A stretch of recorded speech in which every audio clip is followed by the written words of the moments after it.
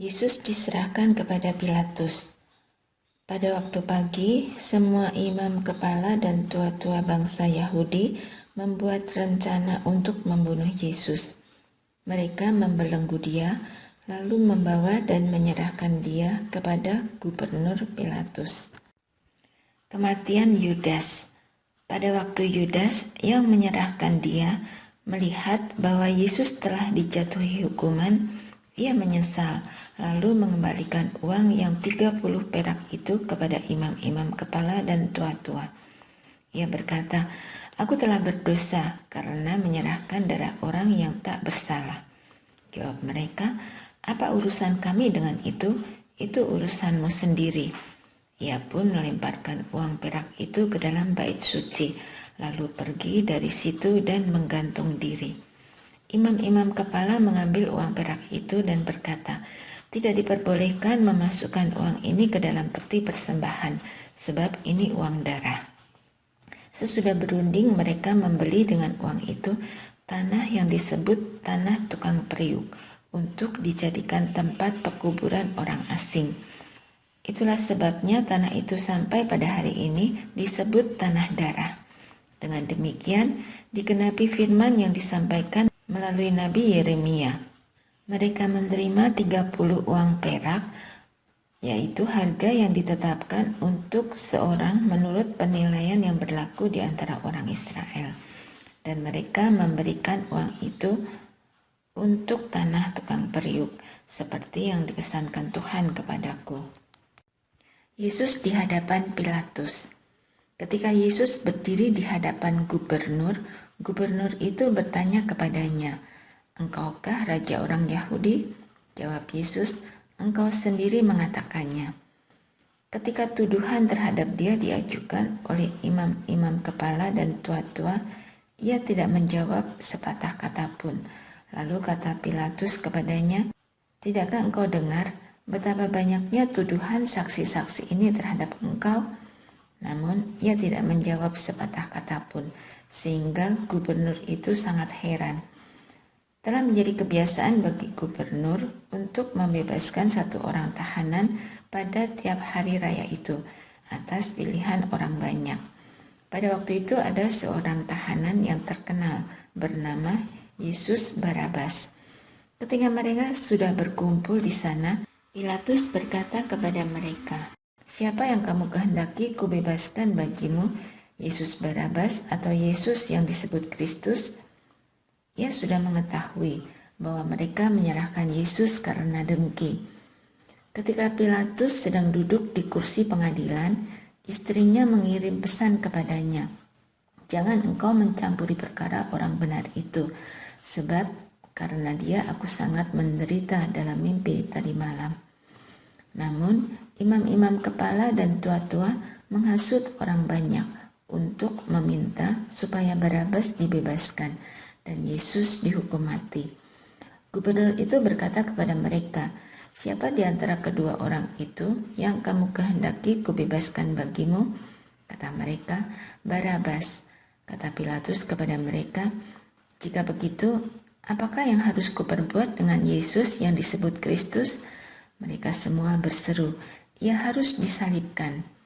Katanya, "Namun kejahatan apakah yang telah dilakukannya?" Mereka malahan semakin keras berteriak, "Ia harus disalibkan." Ketika Pilatus melihat bahwa segala usaha akan sia-sia, bahkan sudah timbul kekacauan, ia mengambil air dan membasuh tangannya di hadapan orang banyak dan berkata, "Aku tidak bersalah terhadap darah orang ini. Itu urusan kamu sendiri." Seluruh rakyat itu menjawab, "Biarlah darahnya ditanggungkan atas kami dan atas anak-anak kami." Lalu ia membebaskan Barabas bagi mereka, tetapi Yesus dicambuknya lalu diserahkannya untuk disalibkan. Yesus diolok-olok. Kemudian serdadu-serdadu gubernur membawa Yesus masuk ke istana gubernur, lalu memanggil seluruh pasukan berkumpul sekeliling Yesus. Mereka menanggalkan pakaiannya dan mengenakan jubah merah kepadanya. Mereka menganyam sebuah mahkota duri dan menaruhnya di atas kepalanya, lalu memberikan dia sebatang buluh di tangan kanannya. Kemudian mereka berlutut di hadapannya dan mengolok-olok dia. Katanya, "Salam, hai Raja orang Yahudi." Mereka meludahinya dan mengambil bulu itu, lalu memukulkannya ke kepalanya. Sesudah mengolok-olok dia, mereka menanggalkan jubah darinya dan mengenakan lagi pakaiannya kepadanya. Serdadu-serdadu membawa dia keluar untuk disalibkan. Yesus disalibkan. Ketika berjalan keluar kota, mereka berjumpa dengan seorang dari Kirene yang bernama Simon. Orang itu mereka paksa untuk memikul salib Yesus. Mereka sampai di suatu tempat yang bernama Golgota, artinya tempat tengkorak. Lalu mereka memberi dia minum anggur bercampur empedu. Setelah ia mengecapnya, ia tidak mau meminumnya. Sesudah menyalibkan dia, mereka membagi pakaiannya dengan membuang undi. Lalu mereka duduk di situ menjaga dia. Di atas kepalanya, mereka memasang tulisan yang menyebut alasan mengapa ia dihukum. "Inilah Yesus, Raja orang Yahudi." Bersama dengan dia disalibkan 2 orang penyamun, seorang di sebelah kanan dan seorang di sebelah kirinya. Orang-orang yang lewat di sana menghujat dia dan sambil menggelengkan kepala. Mereka berkata, "Hai engkau yang mau meruntuhkan bait suci dan membangunnya kembali dalam 3 hari. Jikalau engkau anak Allah, turunlah dari salib itu dan selamatkanlah dirimu." Demikian juga imam-imam kepala bersama ahli-ahli Taurat dan tua-tua mengolok-olok dia dan berkata, "Orang lain ia selamatkan, tetapi dirinya sendiri tidak dapat ia selamatkan. Bukankah ia Raja Israel? Biarlah ia turun dari salib itu sekarang, maka kami akan percaya kepadanya." Ia mempercayakan dirinya kepada Allah. Biarlah Allah menyelamatkan dia sekarang, jikalau Allah berkenan kepadanya, karena ia telah berkata, "Aku anak Allah." Bahkan penyamun-penyamun yang disalibkan bersama dia juga mencelanya demikian. Yesus mati. Mulai dari jam 12, kegelapan meliputi seluruh negeri itu sampai jam 3. Kira-kira jam 3, berserulah Yesus dengan suara nyaring, "Eli, Eli, lama sabachthani." Artinya, "Allahku, Allahku, mengapa engkau meninggalkan aku?" Mendengar itu, beberapa orang yang berdiri di situ berkata, "Ia memanggil Elia." Segera seorang dari mereka datang. Ia mengambil bunga karang, mencelupkannya ke dalam anggur asam, lalu melilitkannya pada sebatang buluh dan memberi Yesus minum. Namun orang-orang lain berkata, "Jangan, baiklah kita lihat apakah Elia datang untuk menyelamatkan dia." Yesus berseru pula dengan suara nyaring lalu menyerahkan nyawanya. Lihatlah, tabir bait suci terkoyak menjadi 2 dari atas sampai ke bawah. Terjadilah gempa bumi dan bukit-bukit batu terbelah. Kuburan-kuburan terbuka dan banyak orang kudus yang telah meninggal dibangkitkan. Sesudah kebangkitan Yesus, mereka keluar dari kubur, lalu masuk ke kota kudus dan menampakkan diri kepada banyak orang. Kepala pasukan dan prajurit-prajuritnya yang menjaga Yesus menjadi sangat takut ketika mereka melihat gempa bumi dan apa yang telah terjadi. Lalu berkata, "Sungguh orang ini anak Allah." Ada juga di situ banyak perempuan yang melihat dari jauh, yaitu mereka yang mengikuti Yesus dari Galilea untuk melayani dia. Di antara mereka terdapat Maria Magdalena, Maria ibu Yakobus dan Yusuf, serta ibu anak-anak Zebedeus. Yesus dikuburkan. Menjelang malam datanglah seorang kaya, orang Arimatea yang bernama Yusuf, dan yang telah menjadi murid Yesus juga. Ia pergi menghadap Pilatus dan meminta jenazah Yesus. Pilatus memerintahkan untuk menyerahkan dia kepadanya. Yusuf pun mengambil jenazah itu, mengafaninya dengan kain linen yang putih bersih, lalu membaringkan dia di dalam kubur yang baru miliknya, yang dibuat di bukit batu. Sesudah menggulingkan sebuah batu besar ke pintu kubur itu, ia pun pergi. Maria Magdalena dan Maria yang lain tinggal di situ, duduk di depan kubur itu. Kubur Yesus dijaga. Keesokan harinya, yaitu sesudah hari persiapan, datanglah imam-imam kepala dan orang-orang Farisi bersama-sama menghadap Pilatus. Dan mereka berkata, "Tuan, kami ingat bahwa sewaktu hidup, si penyesat itu berkata, 'Sesudah 3 hari aku akan bangkit.' Karena itu, perintahkanlah untuk menjaga kubur itu sampai hari yang ketiga. Jikalau tidak, murid-muridnya mungkin datang untuk mencuri dia, lalu mengatakan kepada rakyat, 'Ia telah bangkit dari antara orang mati.' Penyesatan yang terakhir akan lebih buruk daripada yang pertama." Kata Pilatus kepada mereka, "Ini penjaga-penjaga bagimu. Pergi dan jagalah kubur itu sebaik-baiknya." Pergilah mereka, dan dengan bantuan penjaga-penjaga itu, mereka memeterai kubur itu dan menjaganya. Yesus di hadapan Pilatus. Pagi-pagi benar, imam-imam kepala bersama tua-tua dan ahli-ahli Taurat, serta seluruh mahkamah agama, mengadakan perundingan. Mereka membelenggu Yesus, lalu membawa dan menyerahkan dia kepada Pilatus. Pilatus bertanya kepadanya, "Engkaukah raja orang Yahudi?" Jawab Yesus, "Engkau sendiri mengatakannya." Lalu imam-imam kepala mengajukan banyak tuduhan terhadap dia. Pilatus bertanya lagi kepadanya, "Tidakkah engkau menjawab sama sekali? Lihatlah betapa banyaknya tuduhan mereka terhadap engkau." Namun Yesus sama sekali tidak menjawab lagi, sehingga Pilatus merasa heran. Pada tiap hari raya itu, Pilatus membebaskan 1 orang tahanan menurut permintaan mereka. Pada waktu itu, ada seorang yang bernama Barabas sedang dipenjarakan bersama beberapa orang pemberontak lainnya. Mereka telah melakukan pembunuhan dalam pemberontakan. Lalu datanglah orang banyak dan meminta supaya ia melakukan hal itu untuk mereka seperti biasanya. Pilatus menjawab mereka dan bertanya, "Apakah kamu menghendaki supaya kubebaskan bagi kamu raja orang Yahudi ini?" Ia sudah mengetahui bahwa imam-imam kepala menyerahkan Yesus karena dengki. Namun, imam-imam kepala menghasut orang banyak untuk mendesak supaya Barabaslah yang dibebaskannya bagi mereka. Pilatus sekali lagi bertanya kepada mereka, "Jika begitu, apakah yang harus kuperbuat dengan orang yang kamu sebut raja orang Yahudi ini?" Mereka berteriak lagi, "Salibkan dia!"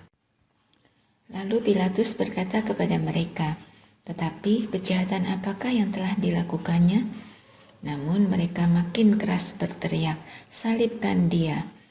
Karena Pilatus ingin memuaskan hati orang banyak itu, ia membebaskan Barabas bagi mereka, sedangkan Yesus dicambuknya lalu diserahkannya untuk disalibkan. Yesus diolok-olok. Kemudian serdadu-serdadu membawa Yesus ke halaman istana, tempat kediaman gubernur, dan memanggil seluruh pasukan berkumpul. Mereka mengenakan jubah ungu kepadanya, menganyam sebuah mahkota duri dan menaruhnya di atas kepalanya. Kemudian mereka mulai memberi hormat kepadanya. Katanya, "Salam, hei raja orang Yahudi." Mereka memukul kepalanya dengan buluh dan meludahinya dan berlutut menyembahnya. Sesudah mengolok-olok dia, mereka menanggalkan jubah ungu darinya dan mengenakan lagi pakaiannya kepadanya. Yesus disalibkan. Mereka lalu membawa Yesus keluar untuk disalibkan. Pada waktu itu, lewat seorang yang bernama Simon, orang Kirene, ayah Alexander dan Rufus yang baru datang dari luar kota, dan orang itu mereka paksa untuk memikul salib Yesus.